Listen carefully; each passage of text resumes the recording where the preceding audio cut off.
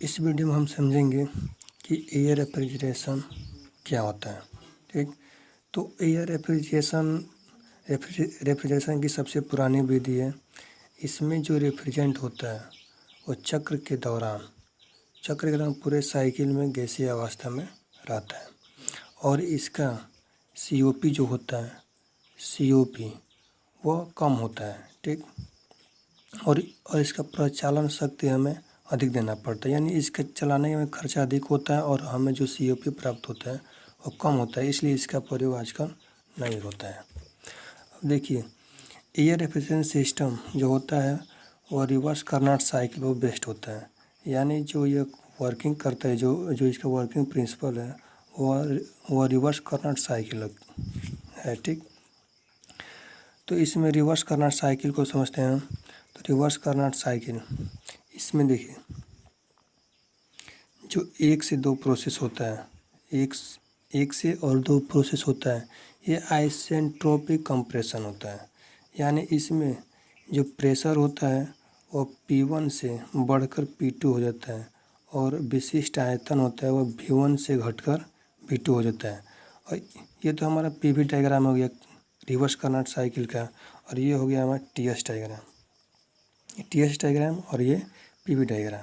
तो यहाँ पर देखिए, जब आइसेंट्रोपिक कंप्रेशन होता है तो यहाँ प्रोसेस 1 से 2 में जब आइसेंट्रोपिक प्रोसेस होता है तो इसमें जो विशिष्ट आयतन होता है V1 से घटकर V2 हो जाता है और प्रेशर बढ़कर P1 से बढ़कर P2 हो जाता है।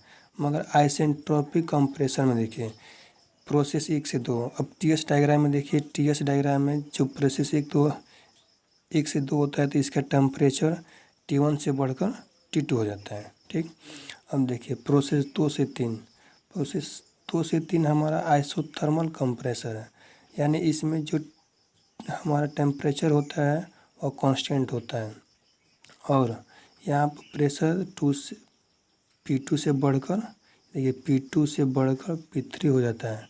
ठीक, और हमारा विशिष्ट आयतन होता है वो V1 से घटकर V3 हो जाता है। और ये हमारा PV डायग्राम में हो गया। अब TS डायग्राम में देखेंगे तो यहाँ पर देखिए, यहाँ पर हमारा कांस्टेंट टेम्परेचर पर हमारा 2 से 3 प्रोसेस होता है, मगर यहाँ पर जो इसका एंट्रोपी है वह 2 से घटकर 3 हो जाता है। ठीक, अब प्रोसेस 3 से 4 देखिए, प्रोसेस 3 से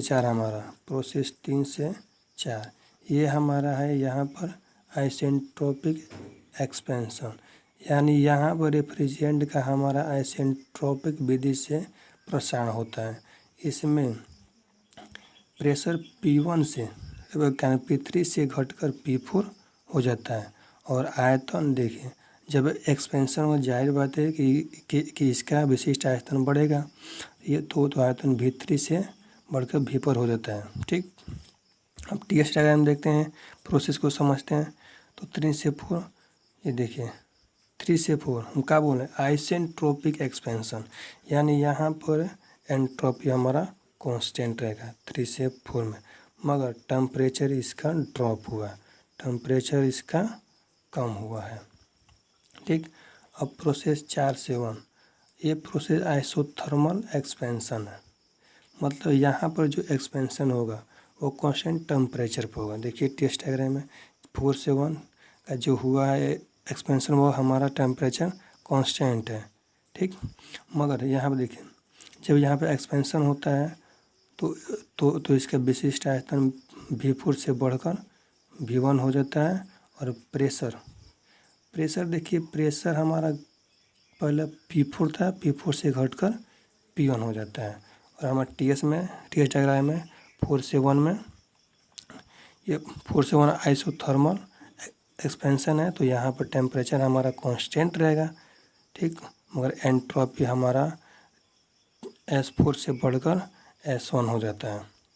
ठीक, ये तो हमारा हो गया, मतलब ये रिवर्स कार्नोट साइकिल का प्रोसेस किस तरह होता है, यानी प्रोसेस 1 से 2 आइसेंट्रोपिक कंप्रेशन, यहाँ पर प्रेशर बढ़ेगा, वॉल्यूम घटेगा, यहाँ पर कांस्टेंट को एंट्रोपी पे 1 से 2 प्रोसेस होता है और 2 से 3 आइसोथर्मल कंप्रेशन और 3 से 4 आइसेंट्रोपिक एक्सपेंशन और 4 से 1 आइसोथर्मल एक्सपेंशन। ठीक, ये तो हमारा रिवर्स कार्नोट साइकिल का प्रोसेस हो गया।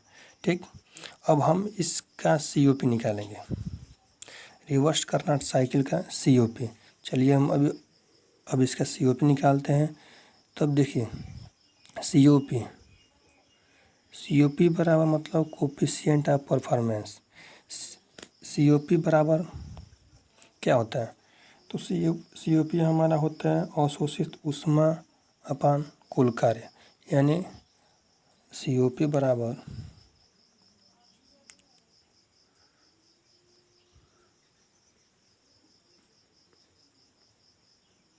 अवशोषित ऊष्मा बटे कुल कार्य। अब देखिए यहाँ पर अवशोषित ऊष्मा हम निकालते हैं, तो अवशोषित ऊष्मा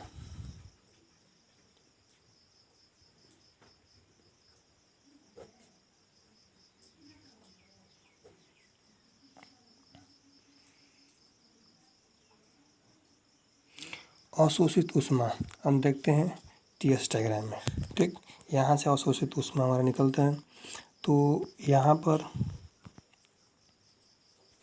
TS डायग्राम में इसे बोलते हैं 4 इसे 1, यानी अवशोषित ऊष्मा हमारा Q 4:1 प्रोसेस में, यानी यदि हम इस पूरे एरिया मतलब इसका पूरा क्षेत्रफल हम निकाल लें तो ये हमारा अवशोषित ऊष्मा हो जाएगा, यानी क्षेत्रफल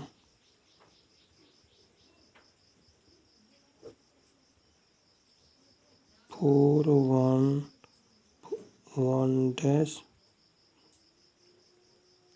और 4 इसका क्षेत्रफल हो जाएगा। तो यहाँ पर हम देखते हैं TS डायग्राम से,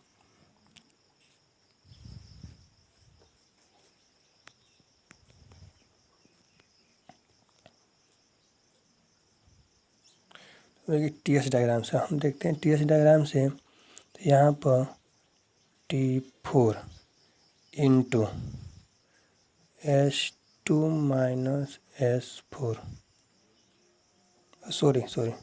S1 माइनस S4 होगा। ठीक, बराबर T4 में देखिए S1 के बराबर S2 है, S2 और S4 के बराबर S3 है। ठीक, बराबर हमारा यहाँ पर टेम्परेचर देखिए सेम है, हमारा यहाँ पर टेम्परेचर सेम है, तो हम T4 के स्थान पर T1 भी लिख सकते हैं, यानी T1 into S1 minus S4 equal to T1 into, अब देखिए S1 बराबर है हमारा, यहाँ पर S1 बराबर है S2 के, तो S1 S2 माइनस S3, ये हमारा अवशोषित ऊष्मा हो गया। ठीक, अब देखिए कुल कार्य क्या होगा। अब हमारा अवशोषित ऊष्मा निकल गया और कुल कार्य क्या होगा, कुल कार्य बराबर कुल कार्य निष्कासित ऊष्मा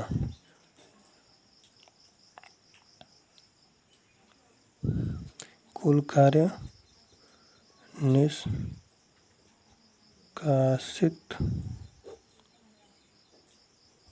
ऊष्मा माइनस अवशोषित ऊष्मा।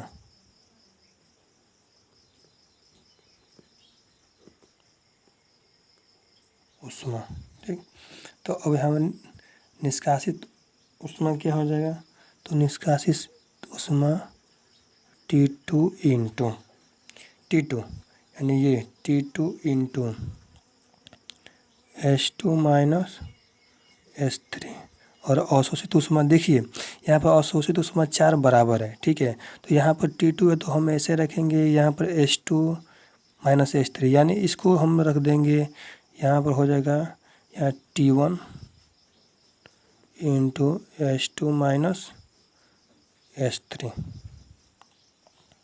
ये आगे समझ में। देखिए अब हम चलते हैं यहाँ से फार्मूला पर, फार्मूला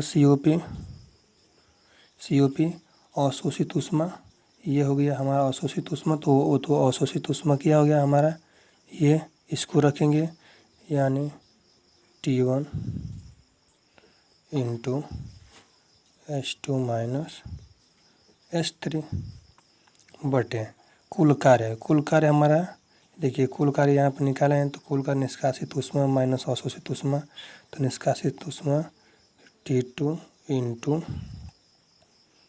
निष्कासित ऊष्मा T2 into H2 minus H3 minus अवशोषित ऊष्मा T1 into H2 minus H3।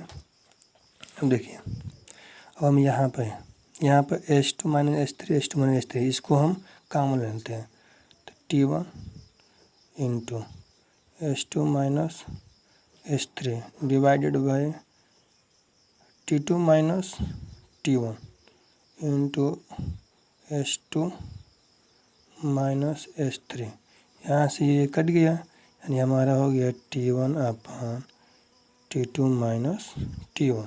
यही हमारा हो गया COP कोएफिशिएंट ऑफ परफॉर्मेंस। ये हो गया, ये रेफरेंस सिस्टम जो Carnot reverse Carnot cycle best होता है उसका COP, यानी रिवर्स कार्नोट साइकिल का ये COP हो गया। देखिए हम COP क्या निकाले हैं, COP निकाले T1 divided by T2 minus T1। यहाँ पर T1 जो होता है निम्न तापमान होता है और T2 जो होता है उच्च तापमान। यहाँ देखिए TS डायग्राम से, देखिए इस TS डायग्राम से T1 जो होता है निम्न तापमान होता है और T2 जो होता है उच्च तापमान होता है। ठीक, अब हम आते हैं, तो अब देखिए इसका, अब हम रिवर्स कार्नोट साइकिल का COP किस तरह बढ़ा सकते हैं। ठीक, तो अब देखिए T2 का यदि मान हम अधिक करें, हम T2 को बढ़ाएं, तो T1 का मान भी हमारा बढ़ेगा, यानी अधिक में से जब ये घटेगा तो ये टोटल का मान बढ़ेगा, और जब ये पूरा का मान बढ़ेगा तो ये हमारा मान घटेगा, यानी COP हमारा घटेगा।